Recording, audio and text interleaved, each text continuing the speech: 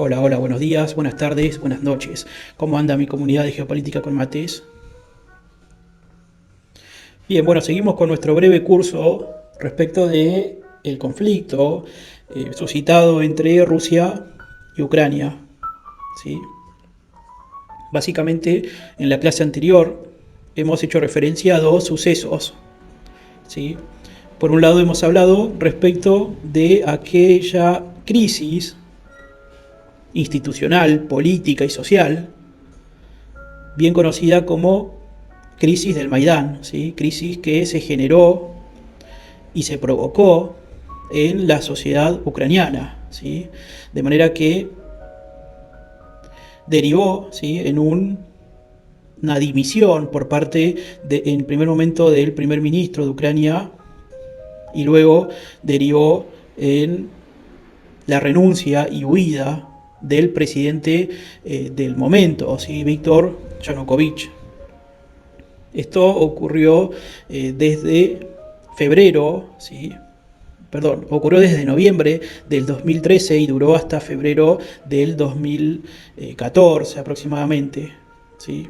Es en ese momento en donde Víctor Yanukovych huye, ¿sí? Se dice que huye a Rusia precisamente. Bueno, lo cierto es que esta, digamos, renuncia, algunos, analistas de naturaleza internacional interpretaron que esta revolución social, esta revolución popular que derivó, ¿sí?, como dije, en la renuncia de Víctor Yanukovych, como expresidente, como presidente de Ucrania, en rigor había sido el resultado de un golpe de Estado, ¿sí?, organizado en principio por fuerzas pro-occidentales, ¿sí? Lo cierto es que se dice que para el Kremlin, esta huida, esta renuncia por parte de Víctor Yanukovych importó una afrenta a los intereses rusos, ¿sí? Es por tal motivo que se organizó, ¿sí?, un contingente militar, el cual fue enviado a la península de Crimea, ¿sí?, todo en este marco de gran crisis e inestabilidad política en Ucrania. Este contingente militar llega a Crimea,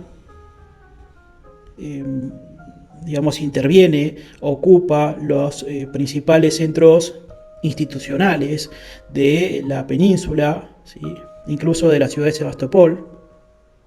Es en ese momento en donde residentes prorrusos llevan adelante la organización de un referendo que se concreta, ¿sí?, en una victoria respecto de la secesión por parte de Crimea y una posterior incorporación de la misma, incluso de Sebastopol, a el Estado federal ruso, ¿sí? Bien, bueno, así las cosas. Volviendo a la situación de Ucrania, ¿sí? Recordemos que se encontraba la misma en una gran situación de inestabilidad, tanto de tipo política como de tipo institucional y social, ¿sí? Recordemos que se conforma provisoriamente, en primer término, un gobierno, ¿sí?, y se comprometen a llamar a elecciones, ¿sí? Elecciones que se llevan adelante el 25 de mayo del año 2014, ¿sí?, de las cuales se impone un oligarca conocido o llamado Petro Poroshenko. ¿Sí? Básicamente obtuvo este oligarca un 54,7% de los votos, ¿sí? La realidad es que este claro triunfo de Poroshenko supuso desde entrada un corrimiento de Ucrania, un volcamiento de Ucrania a Occidente y una posición franca de confrontación con Putin, ¿sí?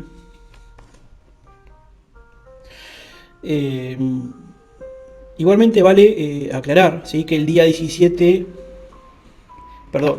vale aclarar, ¿sí?, que digamos, de manera paralela, ¿sí? Y durante esta coyuntura, ¿sí? En marzo del mismo año, ¿sí? Es decir, 2 meses antes de las elecciones que se llevan a cabo, digamos, en Ucrania, en marzo del 2014 llegan contingentes militares a dos oblasts, ¿sí? Digamos, sobre la Ucrania oriental, ¿sí? Estoy haciéndome referencia de los oblasts de Lugansk y Donetsk, ¿sí? Sobre la zona del Donbass. Lo cierto es que estos contingentes militares, ¿sí? Digamos, rebeldes, prorrusos, incluso por Poroshenko fueron denominados como terroristas, secesionistas, ¿sí? Inmediatamente llegaron, produjeron la ocupación de los edificios institucionales de estos dos oblasts, ¿sí? Lugansk y Donetsk, ¿sí? Básicamente estos contingentes militares, estos rebeldes, demandaban, digamos, en algunos casos reclamaban el despliegue de un procedimiento similar a lo ocurrido en Crimea, ¿sí? En otros casos cobraba cuerpo la reivindicación de la federalización del Estado ucraniano, ¿sí? Acompañada con preceptivas relativas a la cooficialidad del idioma ruso y a la adopción de un compromiso en el sentido de que Kiev no se incorporaría jamás a la OTAN, ¿sí? Bueno, a ver, el día 17 de abril, y al amparo de una reunión en la que se dieron cita Ucrania, Rusia, la Unión Europea y Estados Unidos, en la ciudad de Ginebra, se lleva a cabo un principio de acuerdo, ¿sí? Sobre la Ucrania oriental, ¿sí? En principio, este acuerdo, en virtud de lo pactado,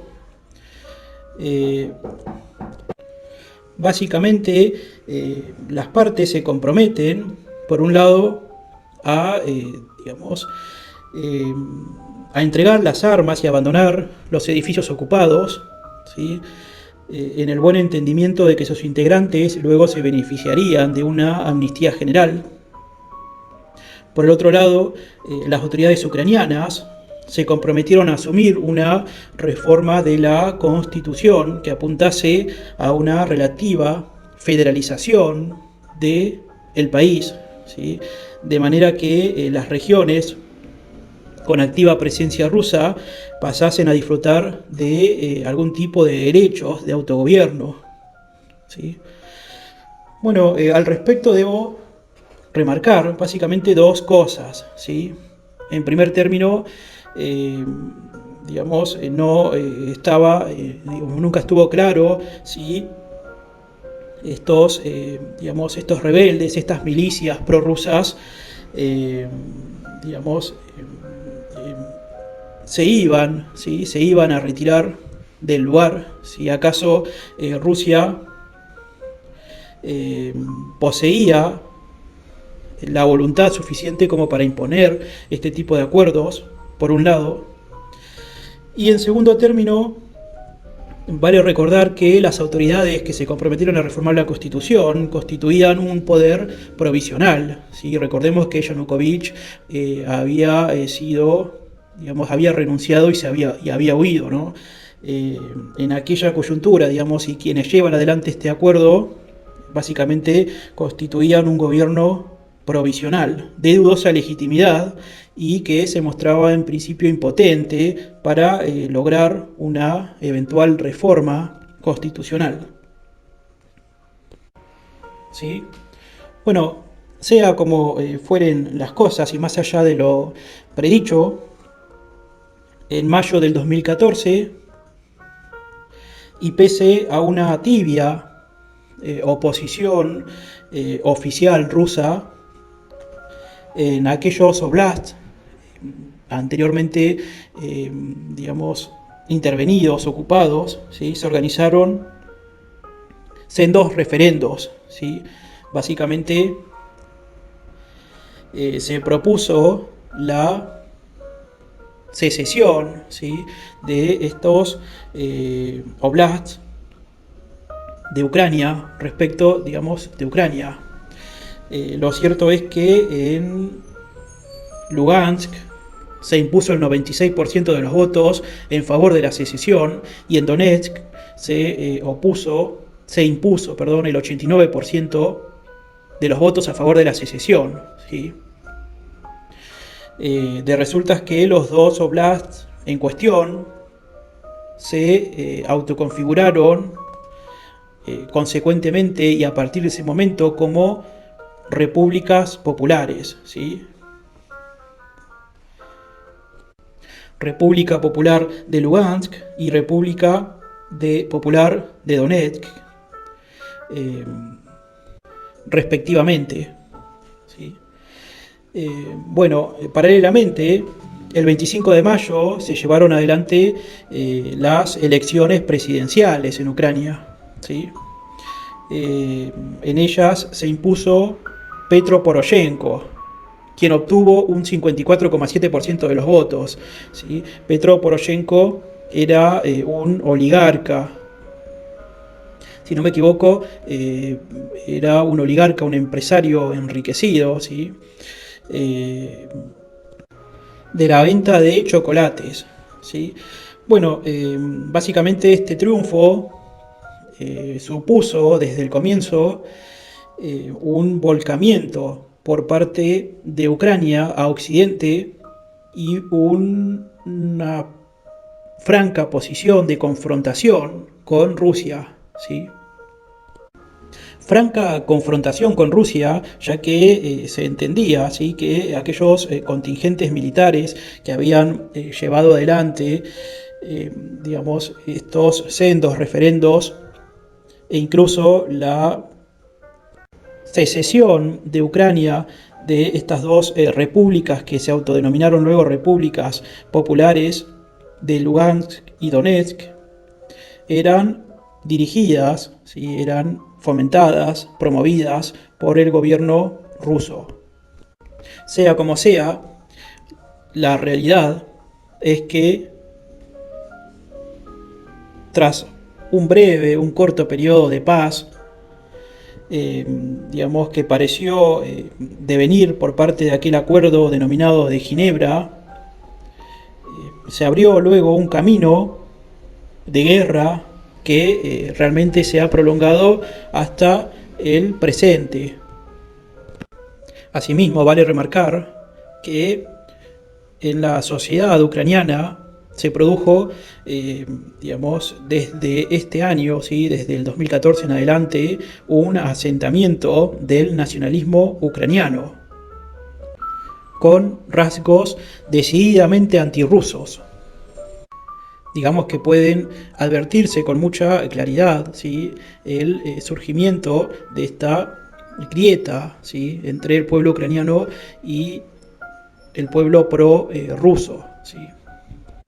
Digamos, por un lado, el pueblo ucraniano pro-occidente y el pueblo ucraniano pro-ruso. La realidad es que a partir del año 2014 se ha librado un conflicto armado de naturaleza interna, ¿sí?, en Ucrania, particularmente sobre la zona del Donbass, y caracterizada antes que nada por el aprestamiento de sucesivos procedimientos de alto al fuego que han sido violentados por ambas partes de manera casi cotidiana. ¿Sí? Digamos que las tensiones armadas entre ambos bandos han alcanzado cotas mayores o menores según los momentos dados. Podemos mencionar aquella ocupación, ¿sí?, y conflicto suscitado en el marco del Aeropuerto Internacional de Donetsk, lo ocurrido en el núcleo ferroviario de Debaltsevo, en la ciudad de Mariupol, ¿sí? Y bueno, y como hito fundamental, digamos, el derribo de un avión civil como era el avión de Malaysia Airlines en julio del 2014. ¿Sí? Bueno, en septiembre del 2014, es decir, 3 o 4 meses después, se suscribió el llamado Protocolo de Minsk. ¿Sí? Básicamente este acuerdo permitió que menguasen los combates.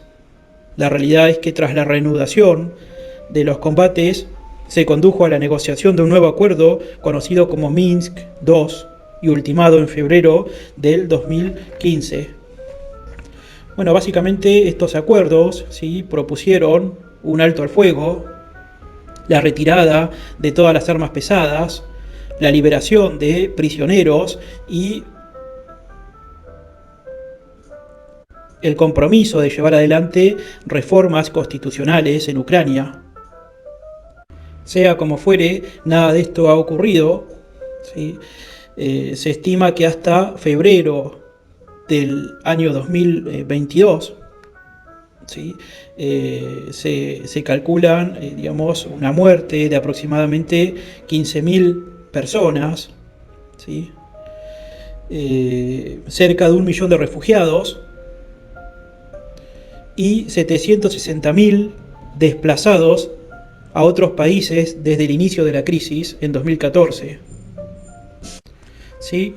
Bueno, desde el inicio, ¿sí?, de este conflicto en torno a Lugansk y Donetsk, han pasado por Ucrania básicamente 2 presidencias, ¿sí? Una primera presidencia, digamos, con el ya mencionado Petro Poroshenko, ¿sí? Digamos que esta presidencia, presidente se caracterizó básicamente de dirigirse con paso firme a una rápida aproximación de Ucrania a las potencias occidentales, ¿sí? Además debemos decir que tuvo una intención inicial de mejorar las relaciones con Rusia, las cuales no dieron ningún fruto, ni tampoco mejoró la posición de Ucrania en relación con los problemas, digamos, de terrorismo en la versión de Poroshenko, que se manifestaban en su frontera oriental por sobre la zona del Donbass, ¿sí? Tampoco encontró satisfacción respecto de aquella promesa encaminada a recuperar el control sobre Crimea. Su gobierno fue caracterizado por la corrupción y por poseer flujos autoritarios, como puede ser, un ejemplo, puede ser llevar adelante la ilegalización del Partido Comunista de Ucrania. ¿Sí? Bueno, luego en mayo del 2019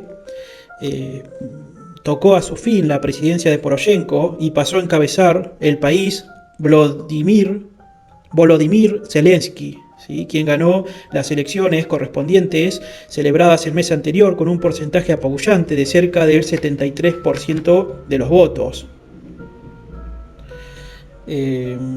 Bueno, básicamente esta figura, ¿sí?, digamos, Zelensky, su figura se forjó extramuros de la política convencional. Se dice que él mismo era actor de cine, ¿sí? En su momento, el nuevo presidente pareció ser un contrapeso interesante frente a la estrategia de confrontación franca con Rusia y de pacto con los oligarcas que había postulado Poroshenko. Lo cierto es que Zelensky acabó por reproducir muchas veces las actitudes y políticas de su antecesor. ¿Sí? Tema aparte, la Unión Europea al respecto en ningún momento desde el 2014 a la fecha mostró ningún interés en acelerar una eventual incorporación de Ucrania. Más bien parecía preferir un acercamiento prudente a Kiev, manifiesto ante todo en el despliegue de tropas en estados cercanos como las repúblicas bálticas Polonia, Rumania y Bulgaria, obviamente enmascarada, ¿sí?, camuflada por detrás de la OTAN. Respecto de Rusia, podemos subrayar, ¿sí?, que digamos, se generaron problemas económicos crecientes, ¿sí?, de resultas de las sanciones occidentales, que las mismas fueron impuestas en consecuencia de, digamos, de la incorporación por parte de Rusia de Crimea, ¿sí? Debo decir que tanto en Rusia como en Ucrania los indicadores económicos son pésimos. Digamos que Rusia, desde el 2014 a la fecha, ha tenido un vuelo de crecimiento reducido, ¿sí? En promedio ha crecido un 2%, un 2,5% anual. Y gran parte de este crecimiento registrado deriva en rigor de las exportaciones de energía, fundamentalmente hacia la Unión Europea. Bueno, es así que llegamos a finales de febrero, ¿sí?, de este año 2022, en donde ha cobrado cuerpo un franco conflicto bélico, ¿sí?, por parte de Ucrania, por parte, perdón, de Rusia frente a Ucrania. Si antes la intervención, ¿sí?, por parte de Rusia había consistido básicamente en un apoyo tácito e implícito de las milicias prorrusas locales en Ucrania, en este año se llevó adelante una acción militar rusa, básicamente destinada no solo ya a desestabilizar Ucrania, sino a propiciar, de hecho lo hizo, la independencia y la anexión de no solo de los oblasts de Lugansk y Donetsk, sino también de los oblasts de Zaporizhia y Jersón, seguido de una anexión, ¿sí?, de estos oblasts digamos, a la Federación Rusa. Sea como sea, Ucrania actualmente se ha convertido, ¿sí?, en un estado fallido, ¿sí?, y sobrevive gracias al apoyo, ¿sí?, tanto de dinerario como apoyo armamentístico de la OTAN. Al parecer, ¿sí?, sobre Ucrania se está actualmente dirimiendo una colisión entre imperios. Por un lado, el imperio occidental, encabezado por la Unión Europea, por Estados Unidos, por la OTAN en general, en apoyo a Ucrania, ¿sí?, y por el otro lado se encuentra Rusia, decidida, en mi parecer, a colocar en el gobierno ucraniano una suerte de gobierno títere, uno más, que mal que bien se ajuste al modelo perfilado en torno a Lukashenko en Bielorrusia. Títere aliado que colabore activamente con Rusia y mantenga a Ucrania lejos de la Unión Europea y de la OTAN, y reconozca la plena soberanía sobre Crimea y tal vez sobre el Donbass, Zaporizhia y Jersón. Bueno, así son las cosas. Creo que poco a poco hemos llegado, digamos, hasta la actualidad, ¿sí?